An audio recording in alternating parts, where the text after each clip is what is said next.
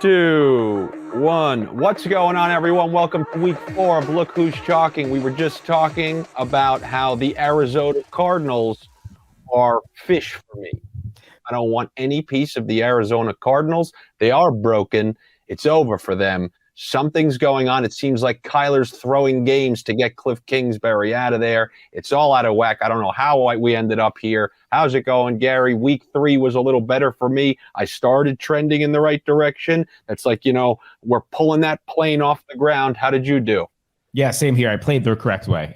Broke even about on my large field stuff, but was very happy with my process. And that's what you want to be seeing, especially early on. You might not get the wins to begin with, especially, the way I play. You're looking for 1 or 2 wins per year, but you're happy to see results. You're happy to see the process begin to work. And, very happy with what I decided to do. Faded, David Montgomery, faded Leonard Fournette. Was on Mac Hollins early Sunday morning. Felt good about that. Was all over Lamar stacks, and he was 2% owned in the main stuff. So I felt good about my process. I was happy. I knew not to throw in the towel on Derrick Henry. He did well for me. And I always come back to look, you can call it a conspiracy theory. I don't want to hear that those 4 o'clock games are the same. I took deli slices from those 4 o'clock games. Like I tossed James Robinson. I tossed Cordarrelle Patterson, DK Metcalf. Something's up with those late games, and there always seems to be value in those dead games that everyone left off the board, and they were the primary reason, the reasons that I cashed. And if only Jonathan Taylor, that I was hoping that the Jonathan Taylor, Derrick Henry combo would lead me to the promised land. I was kind of halfway there, and just goes to show you, like, don't overreact to the headlines too much. Me and Gary already brought up last year that those Titans won without A.J. Brown, Julio Jones, and Derrick Henry. It wasn't over for them. It's not over. It's never over, says Ryan Gosling in The Notebook.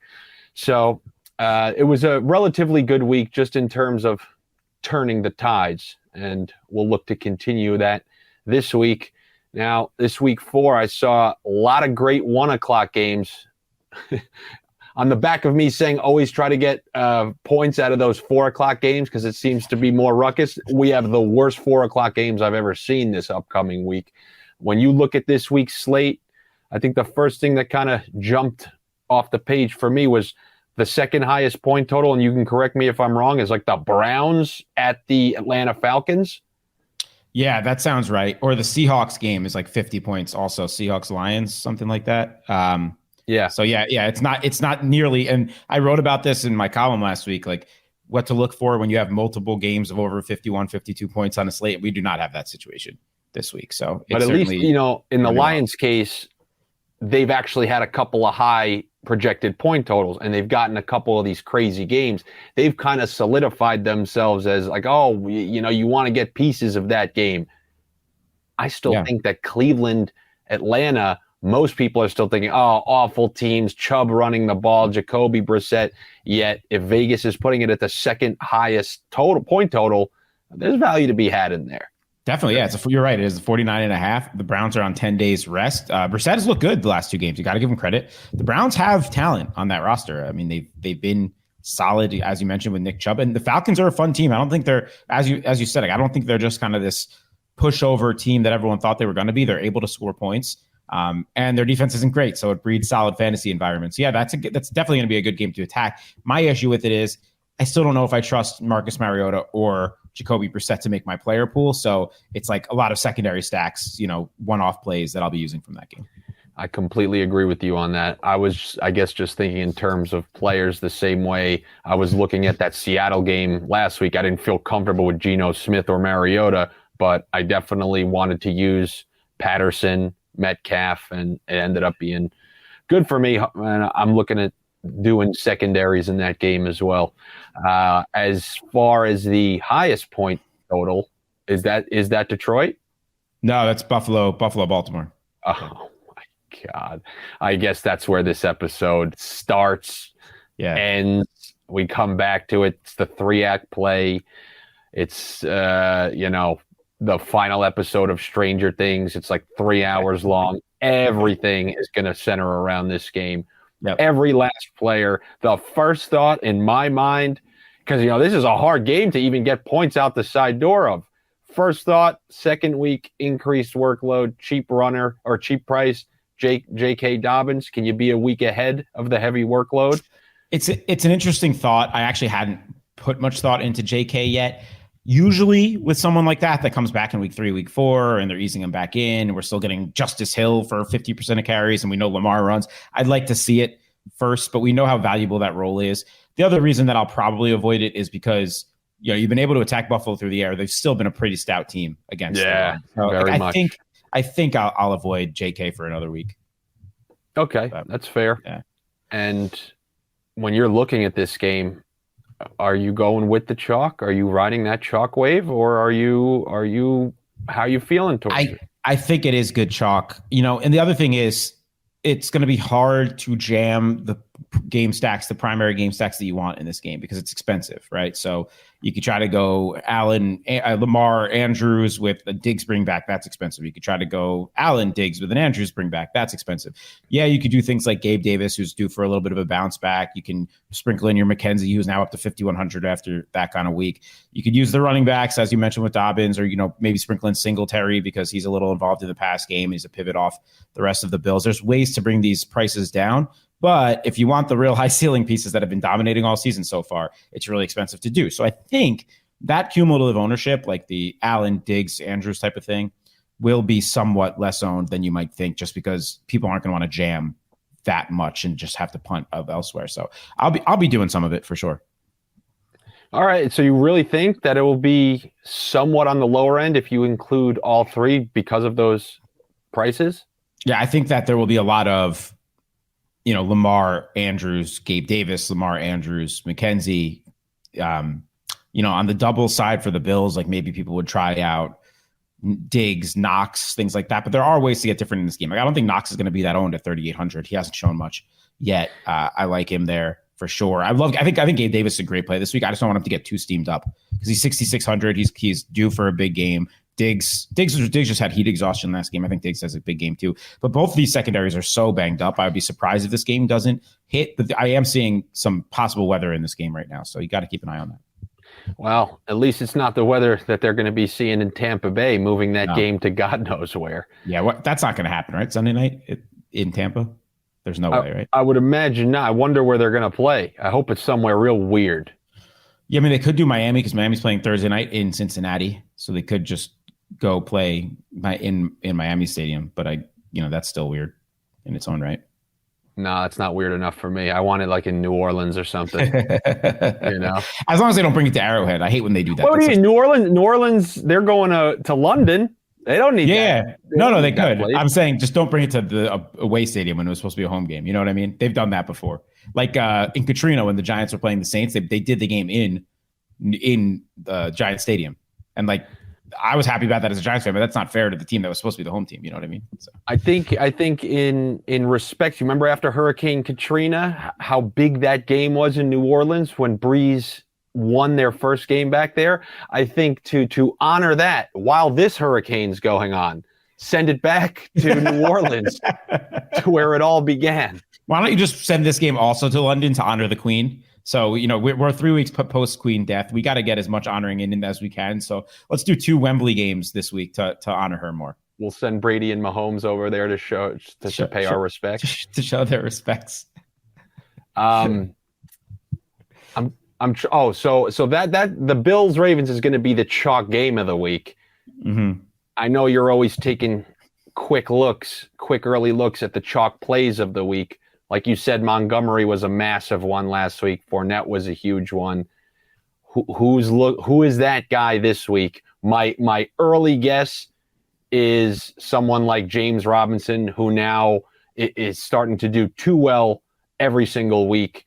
And then also Pierce from Houston, because they're so cheap. And in those, like you just saw what James Robinson did to the Chargers. So now people probably got excited for Pierce, and he's relatively cheap. Those are my thoughts when I did a quick glance, and those are the chalk plays that were kind of glaring at me. Let me, in the words of one of our old colleagues, let me pull it up. Hey. Pull it up. If you had to take a guess. My guess would be, if people can make it fit, my guess would be Saquon would be mega chalk at home against the Bears. Basically the same matchup Pierce just dominated. It's at home. The usage is just beyond elite. They just lost Sterling Shepard. He's going to get like 10 more targets a game now. And it's a really good matchup. So any value while we're over there talking about that game about the pass catchers? I mean, Richie James, I think, will continue to be now a spin down option, right? What is he at? He's fourth. They brought him up to 4,000. That's fine. Like, you're going to need those 4,000 receivers, especially if you want to be contrarian with your running back plays again, which you spoke about it last week, and I want to commend you. Playing Taylor and Henry in the same lineup ended up being a really brilliant move because it was Hollywood Brown you needed. It was Matt Collins. It was Romeo Dobbs. Like, it was these super cheap receivers, even because Jefferson, Adams, Kupp, all busted, right? So paying up at 2 running backs like that when none of them are being owned was actually a brilliant move. And I think you could do something similar this week because pricing's really tight once again. No one's going to play Taylor. No one's going to play CMC. No one's going to play Henry. Let alone getting one of them in your lineup's different. If you get 2 of them, you're being real different. So if you do that, you're again going to need cheap receivers. So I think Richie James is going to be the guy you're going to be looking for on the Giants. I doubt we're getting Kadarius Toney back.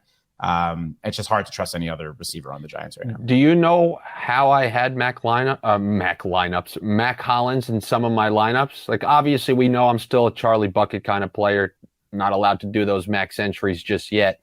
But let's say I had 10 lineups, Mac Hollins was in half of them. You want to know why that is? It's because I know that man who throws him the ball better than he knows himself. The more he loses, the more he'll default to what he's most comfortable with. Check downs, short routes, over the middle. Let's not take a bunch of chances. And now we got back-to-back Derek Carr weeks for Davante Adams, which, yeah, here we are. Here we're how many 12-catch games you think are coming the rest of the year? And it's a grand total of 0 because he's not willing to throw another 3 interceptions. He's check him down, Charlie, the new Phillip Rivers. You can say all your air yard stats. He's going to take a couple obligatory deep shots. It's going to skew the metrics, but there's a reason Josh Jacobs, a non-pass catcher, had 5 catches in that game because he's back like Ra's al Ghul to finish the job. And this time, no misguided idealist will get in the way. And the misguided idealist is Davante Adams. And they don't care that he's the best wide receiver in the NFL. He's not getting 10 catches ever again. People dislike people that are similar to them. I think this is what you are with Derek Carr. You're basically describing a meat and potatoes quarterback. So we were just talking about how Andy's a meat and potatoes guy, a meat and potatoes eater. He's right down the middle. He's going to take his check downs when he sits down at a restaurant. He's getting the burgers with fries. You want the Cajun fries? Nope. I want the regular fries. You want all I'll get that second basket of bread, but don't you give me that weird shit off the don't give me don't give me that weird type of bread. Give me that nice, soft, like Outback Steakhouse soft bread. Right. Yeah, you don't want that stuff. That's what I'm looking for. Give me a bacon cheese, the dry burger. Tomato in it, or the cheese on the bread. You don't want that. You just want a piece of bread. It's going to be good. Yeah, don't go to Chipotle and line up all that God knows what, where by the end of the burrito, it's not, you don't taste the meat anymore. The meat is an afterthought. It's all these peppers and all sorts of weird shredded things. It's not, no. Give me the steak, give me the cheese, give me the potatoes, give me the rice. So, you know what? In the food game, I'll commend Derek Carr. Out there on the field, no. Man. All right. But anyway, Gary, if you can do yourself a favor, just bring the Davante Adams shares down. I'll let you allow Baker to keep ruining your other players. I'm fine. But you got to bring your shares of Davante down.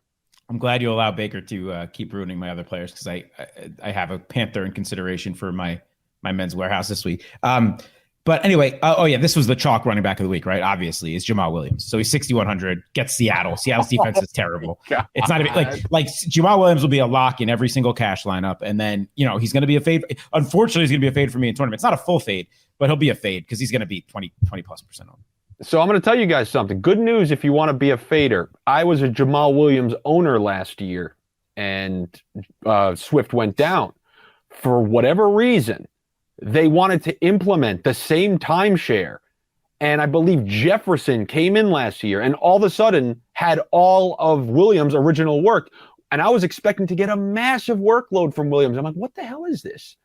and he didn't get the workload you thought he was going to get. So if you need to talk yourself off the ledge, just know the 1 year we have of this coaching staff when Swift went down, he didn't give Williams all the work. Now, I know it's a new year, but just keep that in the back of your head if you need to talk yourself off the ledge. No, it's a totally legitimate point because even last week when Swift wasn't really working in the second half because they were worried about his injury, and if you watch Hard Knocks, you know how much they love Craig Reynolds. That guy got a bunch of carries, and I think that's what you're going to see next week. I think you're going to see Reynolds work into the Swift role, and Williams. See, the Williams upside is at home against Seattle, a game we want to attack, and he's leading the league in goal line carries. So like that's not going to change. He's going to get all the goal line work, right? And we know he can catch the ball. So the floor is really high. But if you think you're getting CMC 90% snap share, you're not getting that. You're not getting that.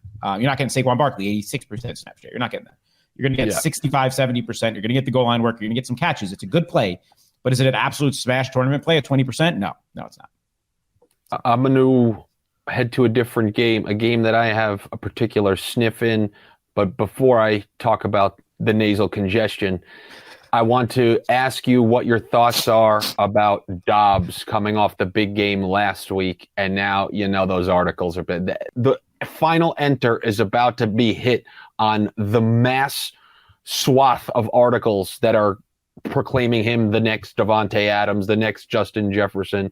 And considering he's going to be in the 4,000s, he's got to be littering that board.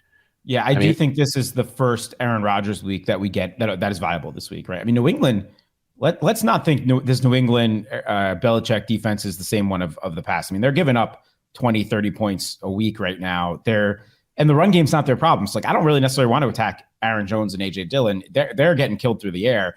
Aaron Rodgers back home after a tough game with the Bucs, 4:00 against New England. He's only 6,300. So if you need the salary saving, I don't love the pure pocket passers, but I think this is actually a really good spot for him. And I don't think he's going to be very highly owned.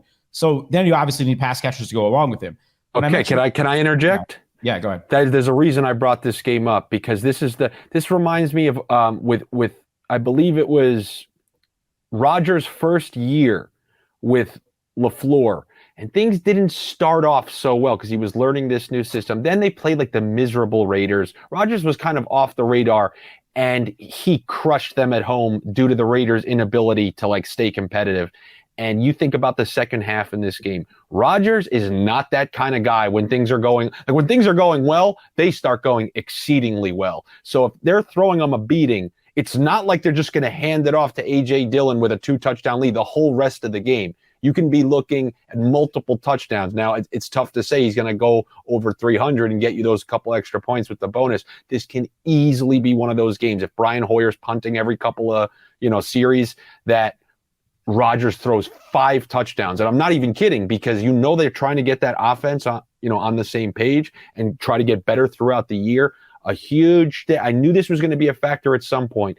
We know Rodgers has his guys that he trusts. Unfortunately, Lazard just doesn't have that separation. He'll always be a threat in the red zone, stuff like that. He's very expensive. Dobbs might be a little chalky. We're going to go to the guy that I like in this game. It's 7 targets last week. Coming off the injury, we're seeing his snap percentages go up. Give me Big Bob Tunyon, 3,500 with Rodgers. You got your stack, and then you can go look elsewhere for some of those high-priced running backs, like Gary said, who one isn't even going to be owned, let alone 2. And that's how I'm kind of going to be attacking week 4. That was my first thought. I see that. And now let me go get some other players that I like. I don't have much to add at all. I mean, the downside of this game is a 40-point total, right? The upside is the Packers are favored by 10. The same thing that I always said when I use the Chiefs in the Millie Maker lineup. If you're going to cover 10, 14, 15 points, you're going to have to do it somehow. If you're going to actually dominate the game, you're going to be doing it through the air in some capacity. So you hit the nail on the head there. I love the Tunyon call. He's one of my favorite tight ends of the week. And then, I talk about this a lot too. You could stack your running backs with your quarterbacks, especially pass catching ones. So you want to get different. You could throw Aaron Jones in a double stack with Tunyon, and you're different right there because Jones is a nice play this week because he's in correlation because he's going to get the work if they're up big. But if they're up big, he probably scored a touchdown through the air. So it's it makes sense a lot to me to do things like that. But yeah, Dobbs, whatever. He's 4,000. I'm sure he's going to be popular. He's fine. I think he's a plug and play flit as you need. But I think I'd probably rather Richie James, honestly, just given ownership stuff. So. All right, yeah, but at least, like if you were to do a double stack, I know maybe you'll get the chalk in Dobbs, but if it does pan out, think about that: a 4,000 receiver who just had almost like 10 catches, then a 3,500 tight end with Rodgers, who's discounted. This already sounds like some of my lineups being built right now. Yeah, and Lazard's in play too. I mean, Lazard, as you mentioned, isn't the most exciting receiver, but Rodgers trusts him. He targets him in the red zone, and he's 6,200, so he's not going to really be owned. So if you could fit that mid-tier balance build, I think he's definitely in place. He's going to be like 1 or 2%, I'm guessing. Dobbs, I'm seeing like between 8 and 12% right now. I'm guessing he ends up around 10%, so it's not that bad. Nice. Let's talk that Seattle-Detroit game in a little bit more specifics, because I think it's an important one on the week. Do you have any interest in using Jared Goff or Geno Smith? Because I think I do. Well, did you see what they said about the concerted effort by Seattle to crank out more plays, and the amount of plays that they got off were relatively absurd. The irony, you wait for Russell Wilson to leave to become more up tempo and to pass more. It's very funny. We know how spiteful everyone is. It's almost like 1A spite, 1B winning. They'd rather get that good spite in there. That's funny. I just watched Atlanta. You watch Atlanta? No. Atlanta. It's a great show. Anyway, the last season just started, and I just was catching up on the second episode. Was literally all about spite. It's funny you said that. I watched that. Well, then you had remember when Jerry Seinfeld tried to return the jacket based on spite, and they're like, no, that's not a legitimate reason. Yeah. The spite return. And then there was the whole, obviously, Larry David opening up the spite store, the coffee shop. Yeah, of course. Latte Larry's. Latte Larry's, yeah. Yeah. I think that's what FanDuel probably is. It's probably a spite DFS site. It's probably DraftKings actually. FanDuel actually came out first, but they're both spite sites in response to an old site called Drafters. So there you go. Right there. Everything in life is spite. Pepsi's a spite company. Everything. Apple's a spite company. Everything has to deal with a good amount of spite. Absolutely. So. Yeah, Geno, man. I can't believe would ever in my life consider playing Geno Smith in fantasy, but he's 5,400. He scored 23 points. They let him throw the ball 44 times last week, and I think they're going to be playing from behind. Detroit let that game fall through the fingers. It's in Detroit.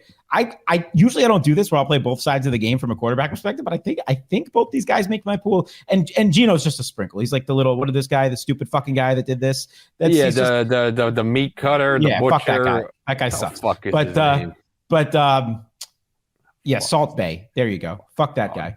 There's a reason I didn't remember that. I probably heard it, and I said I will refuse to learn this name. Anyway, I'll be Salt Baying Geno Smith a little bit this week. I have an even dirtier Salt Bay than that. But yeah, we'll get to and then Jared Goff, I'll be using plenty of Goff. And then, Jamal. And so here's where I talk about getting contrary in a chalky environment. Right, Jamal is going to be the popular play here. If I use Jamal, which I will, I'm not going to fade him. I love him in like a lineup with Goff, or I want him with a weird Seahawks player. You know what I mean? Like I want to get the combinations that will not be as popular. Jamal's going to be a very popular one-off play.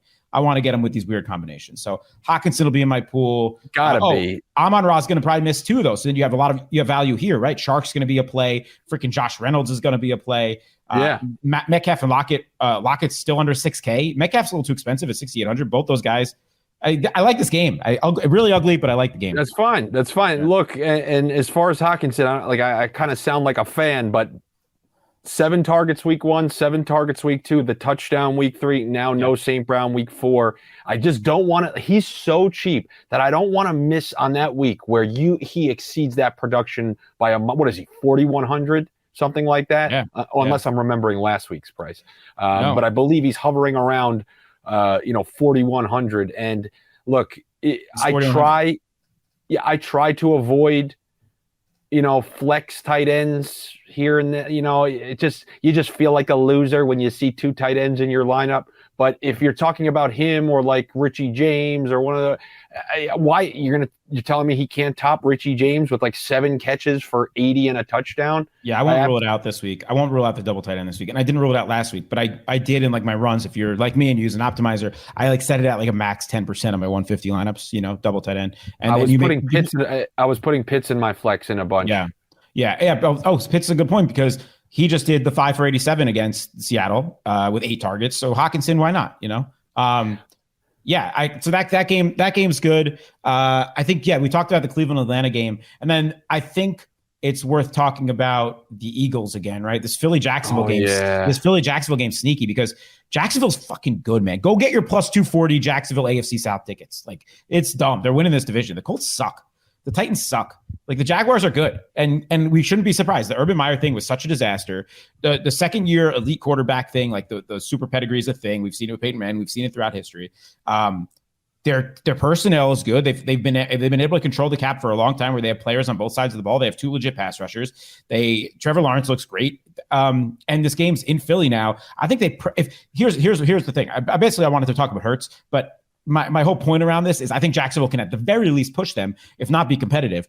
So if they could push them, I think he'd come in with less ownership than Lamar and Josh Allen. So you can't be avoiding Jalen Hurts at any week right now. It's just too crazy. He's so good. And I cannot believe this James Robinson guy. I know. I mean, the torn Achilles, they got that good shit, Gary. And not only did he get the good shit, he got the great shit. He got the great shit. He got the top cream of the crop shit, did James Robinson. I'll say this with James Robinson.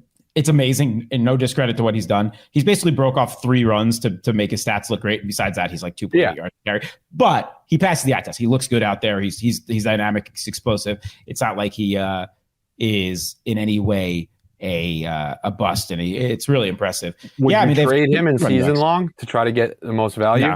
Yeah, I would probably be a sell right now.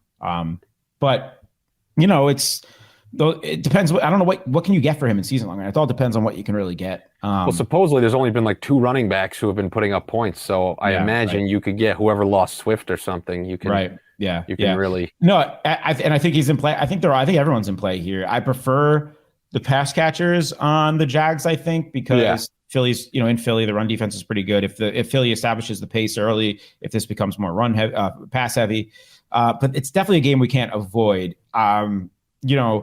If you're into like buying some points and things like that, I think getting the Jags up to a touchdown makes sense. They're 6.5 point dogs right now. I would like to get that 7. But it's a 47 point over under. So on a week where we only have 1 or 2 games that are close to 50, this is definitely one of the top games to attack. When you have these dual threat quarterbacks who are dialed in, it seems like they don't really get off track for a while. So when you have these guys like Lamar and Hurts who are in that zone and the throwing is matching the running, I'll never argue against using them because it seems like it comes in bunches. You got almost a full season of it with Lamar, and then it faded the hell away.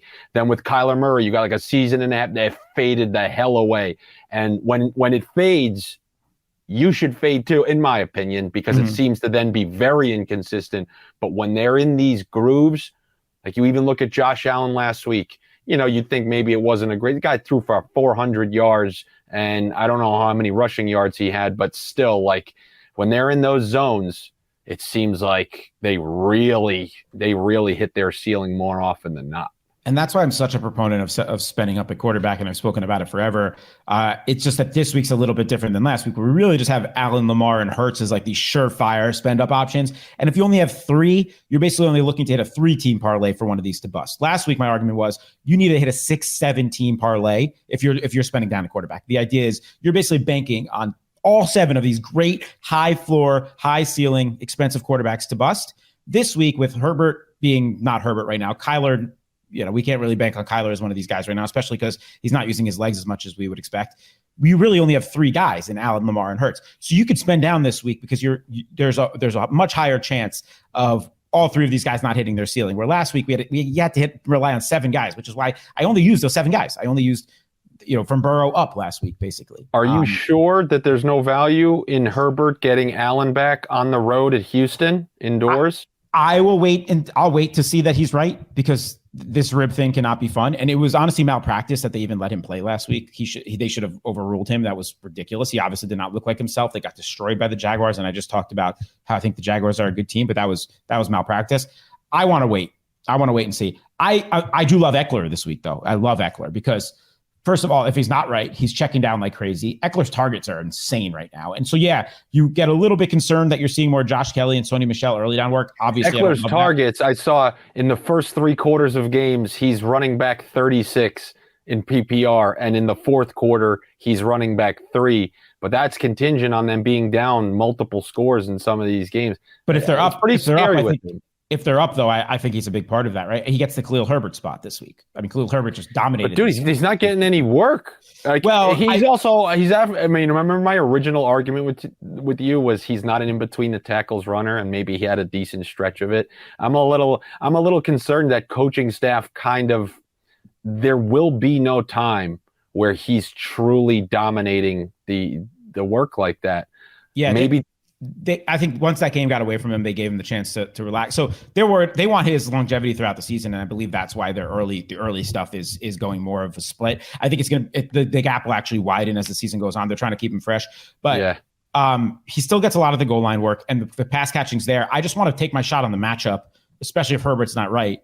At 7,700, he's below Saquon and Taylor and Henry and CMC. I think he'll be a little bit owned. I want to see where the ownership comes in, but in a vacuum, I like Eckler this week. I understand going to Herbert, giving it a shot. I'm going to wait and see. I'm fine waiting and seeing. Before we go try on our suits, I want to upset your stomach a little. I'm sick. I swear to God, I'm sick. I am sick. I forgot about I'm sick. This is good. Yeah. I'll probably have to stitch it together with some music or something like that. But I don't know what you want to call this. I watched that game last Thursday. Mitch Trubisky did not play that bad. They were dropping balls left and right on him. He didn't throw any garbage passes. He ran a little bit, and he's getting the Jets, who have been good against the run, but have been conceding multiple touchdowns to every quarterback in the book. And the game is in Pittsburgh.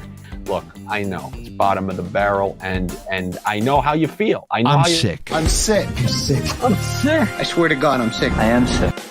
You know I had to do that. I just as I get in the flow of things. But looking at, he is so cheap. Pickens is cheap, and then you could put Deontay Johnson with him, who's getting a ton of looks against the Jets' lifeless team. And remember, if Wilson plays, he could be going 3 and out, left and right, and they can't run the ball with that offensive. I don't know.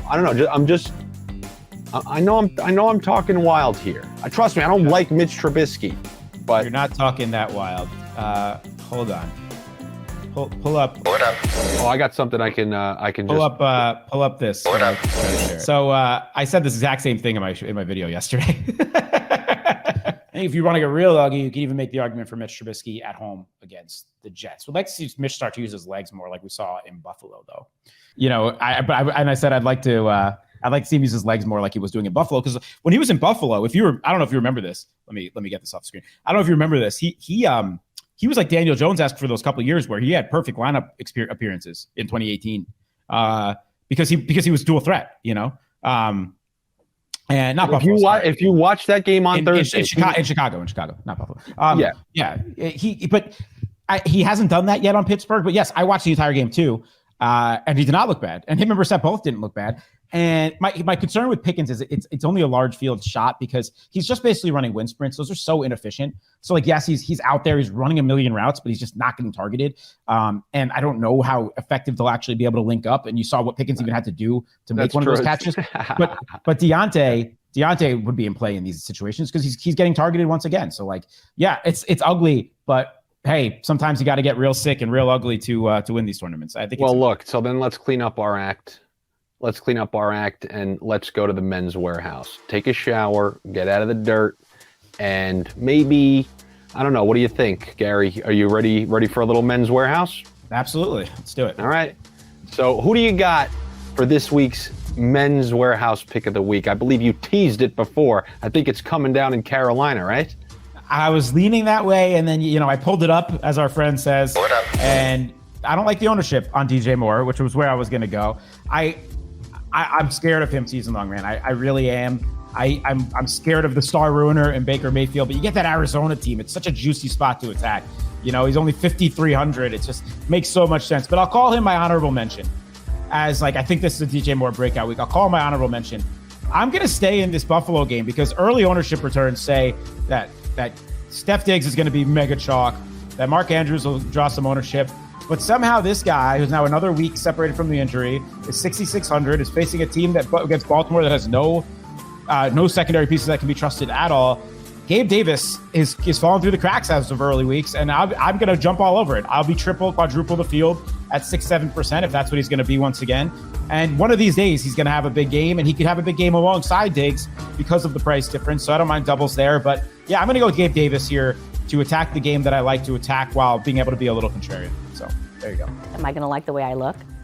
I guarantee it. So my Men's Warehouse pick of the week, and we've talked about him a little bit before, I'm going Aaron Rodgers. He's going to be going up against Brian Hoyer, who you know is going to have a bunch of 3-and-outs. And like I said, Rodgers is not one of these. If this was Mac Jones and he was up a couple touchdowns, they'll be running it the rest of the game. But Aaron Rodgers, if they're throwing beatings, he feels like he's in the zone, and that's usually when you get those 5-touchdown games.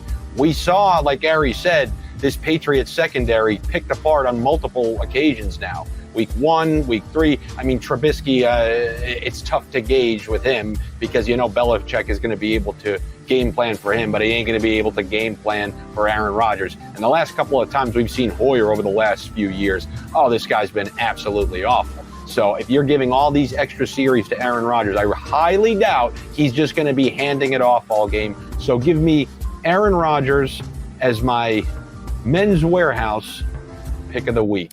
I like it. We don't do the quarterbacks often, but we're aligned. I'm a little bit scared of how much we're aligned this week. We both like ugly Mitch Trubisky. We both really like the Packers stacks. But hey, maybe that's a good thing. Maybe it's a good thing we're on the same page. We both were happy with the way we played last week. So hopefully that means we're trending in the right direction here. All right. So then why don't we do our new thing I got some new music for this. I really liked this, so I'm going to crank it. How about we get a lineup going? Let's do it. Hold on, let me get up. This is borderline like it's Game of Thrones meets a Sports Center type show. So since I gave you my Men's Warehouse pick of the week, how about we start in that fashion that I said? I know we might be using semi-chalk, like you said, with Dobbs, but why don't we start with that cheap double stack of Aaron Rodgers, Dobbs, and also Big Bob Tunyon. Like it? And like it. Do you want to run back here? That's the question. So, I don't think you need it. Can you do me a favor and pull up that like you did last time? Yeah.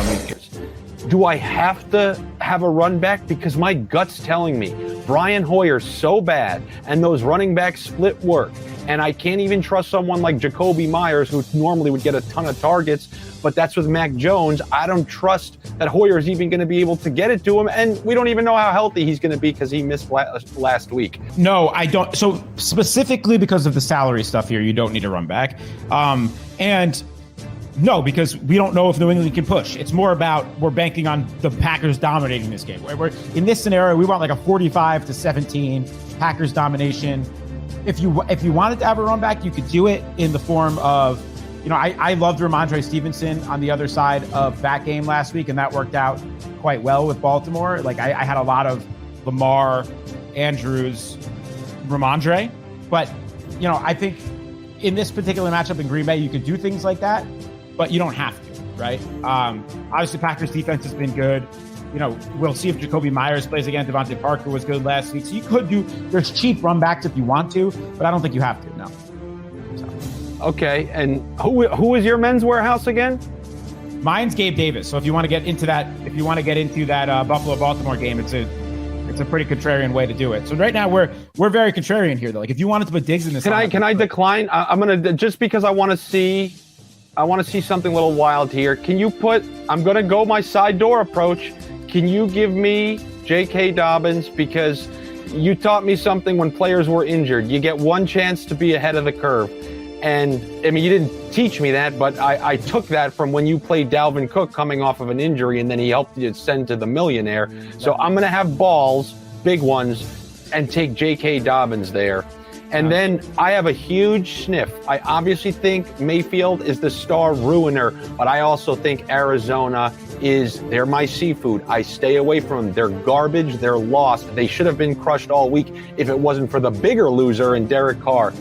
I want Christian McCaffrey bad this week. Very, very, very bad, as Pedro Serrano once said.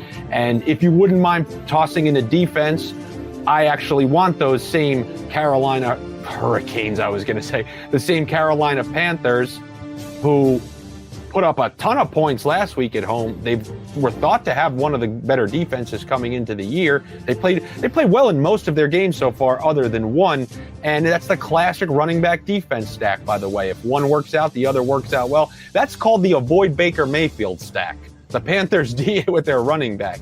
And now, ladies and gents, I've presented you a lineup where you have now 62-66 to build the rest of your. It's also very contrarian. Like if I would put Stephon Diggs in this lineup, even at 22%. So you wouldn't put Gabe Davis?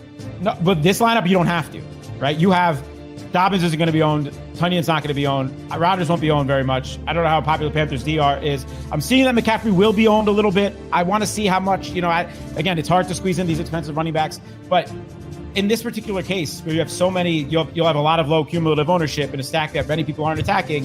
I think you could take the best receiver play of the week and throw him in there. I would. And I got one last thing to tell you. I don't know which one of the two it's going to be, but I can assure you either Taylor or Henry is having a big game. The problem is you can't play them both because they're playing against each other, and the odds of them both going absolutely wild as running backs like that, ones that really eat a lot of clock and stuff, to me is rather minimal. So if you're a max player, I don't know why you'd want advice from me, but my outside the bubble advice would be get them both in your lineups this week. I like Taylor better than Henry personally this week. We saw Henry do it last week, as you mentioned. He would have been in the perfect lineup if David Montgomery didn't go down, right? If Khalil Herbert didn't have to rise up. So yeah, I also played a good amount of Henry last week. I like that we're both on it. You like that matchup much better with Vegas at home. Now they're going into Indianapolis. Indianapolis had a really strong front seven for a couple of years. I don't know what the current status of Shaq Leonard is. They're a really good linebacker, but I still think that Taylor's the better side of that game. We saw Saquon run all over Tennessee in week 1. We saw Josh Jacobs have over 5 yards to carry against them last week. Taylor's the sharper side there. Nice. And all right, so we leave them too. Now, yeah. DraftKings won't get mad at us. No, exactly. The spite site won't get mad at us. Spite site. So that's the lineup that I'm going to present to you guys with a little side guidance from Gary. I like everything about that lineup. I'm personally, as I said, I'm not going to use Dobbins this week. I get it, though. I like the idea of being 1 week ahead. I just don't like the matchup. I don't know if the player is the same type of ceiling guy as Dalvin Cook, where like I'm going to jam him in just because he's back. But, if you're not using any... Here's what I'll say. If you're going to be very low on Lamar this week, I think Dobbins is a much better play. I'm going to be very high on Lamar. And so I don't want, I'm expecting 100 rush yards out of Lamar again, right? So I don't necessarily want that much Dobbins in my portfolio. Yeah. The way I look at it, somebody like me who doesn't have the luxury to enter all that lineups, I'm taking a huge swing that if for whatever reason the approach for Baltimore is let's keep Josh Allen off the field because we know how he's playing right now. And they how utilize Baltimore secondary is. That's fair. I've always theorized that good running backs play the majority of the snaps in games that the team really want to win. And in a game versus Buffalo, all you need, I believe, is like 2/3 of the snaps, and they intentionally held him out those couple of weeks, even though he was full participant in practice. Then full participant last week, got whatever amount of work he did, the same way we saw Tunyon get, the same way we always see it once a guy gets through a game, if he's participating in full. I'm just taking a swing because, the Andrews, the Lamars, if they all hit, then, I go down to hell. But you know what? They hit last week and I cashed. So, I'm going to just try to, with fewer lineups, I'm going to try to swim against the current, hoping to separate myself from the massive pack. No, and that's the way to do it for sure. I think you're playing really well. I like that what you did with the running backs last week. I think it's similar viability this week. I don't think pricing is as tight. This pricing was really tight last week to the point where like double tight ends were viable. You had to get some of these punt receivers in, and it almost hurt the mainstream players that like Dobbs and Hollins both hit because like those are the guys that you might have been jamming in anyway. But yeah, we might get something similar this week. I'm all over McCaffrey too. I want to see I want to see if that ownership comes down a little bit on him. I think I was seeing like 15% right now, which was higher than I would imagine. But not fading. Saquon will be more popular of that top four. And then, you still got Chubb and Taylor and Henry and Eckler and all these guys that are going to be in play. I would be going to those guys over Jamal Williams, though, and then I would be going under Jamal Williams for my cost saving, things like that. So perfect. All right. That just about does it for week 4. I do think things are trending in the right direction, as I've stated the whole time. As we get closer to buys, we get closer to my time. The same way, the deeper we get into fall, the deeper we get into my happiness. So it was a pleasure once again, ladies and gentlemen. Thank you for coming back. Subscribe to the channel. Send the podcast to your friends. Do whatever the hell it is that you want to do. One notice, no show next week. I have a bachelor party in Austin. I'm taking off the football week. Shout out to one of my best friends, Matt. Maybe we'll do an audio only. You send me a little piece. Yeah, I can do something like that. We can do something. But it won't be a full-blown 50-minute show. But we'll be back week 6 on. I told DTR, I mean, it's the only week I'm taking off the entire season. So week 6 through. Hey, look, these people thought they were getting no episodes before the season starts. So they're already 4 ahead of the game. Okay. Yep. So next week probably will be an audio only. Thank you guys for coming back. We will see you next time, whether it's week 6, week 5, who the hell knows. But we'll see you then. Take it easy. Have a good one.